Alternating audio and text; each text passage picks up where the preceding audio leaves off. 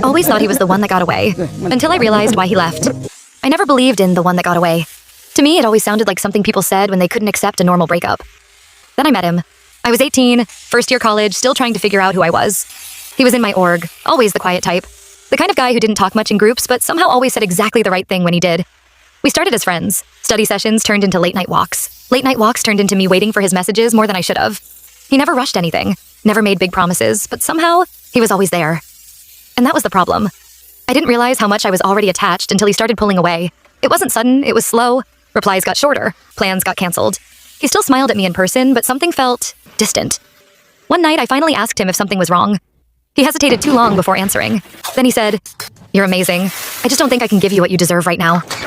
I remember laughing awkwardly, like it didn't hurt. But it did. A week later, he stopped texting first. Then eventually, he stopped texting at all. I told myself to move on. I tried. I really did. I dated someone else after that. A few, actually.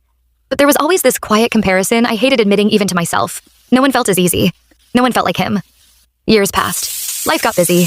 Graduation, work, bills. Everything moved forward except that small part of my brain that still remembered how he used to look at me when he was about to say something soft, but decided not to. Then, 3 years later, I saw him again. It was at a mutual friend's birthday. I almost didn't go, and then I walked in, and he was there. Same quiet presence, same calm eyes, but older now, more tired. When he saw me, he froze for a second. Then he smiled like he wasn't sure if he was allowed to. We talked that night like no time had passed, and also like too much time had passed.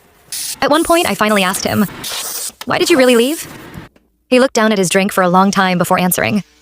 "I liked you too much," he said, "and I was scared I would mess you up." I didn't know what to say to that, because part of me wanted to be angry. But another part of me finally understood. He didn't leave because I wasn't enough. He left because he thought he wasn't. We didn't magically get back together after that night. Real life isn't like that.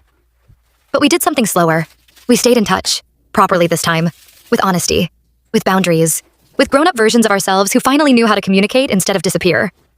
And now, when people talk about the one that got away, I don't think of a lost love anymore. I think of timing. I think of fear. And I think of how sometimes people don't leave because they stop caring. They leave because they care too much and don't know how to stay. Sometimes the right person comes at the wrong time. And sometimes life gives them back when you're finally ready. If you enjoyed this story, don't forget to like, subscribe, and share your thoughts in the comments below. Thanks for listening, and I'll see you in the next story.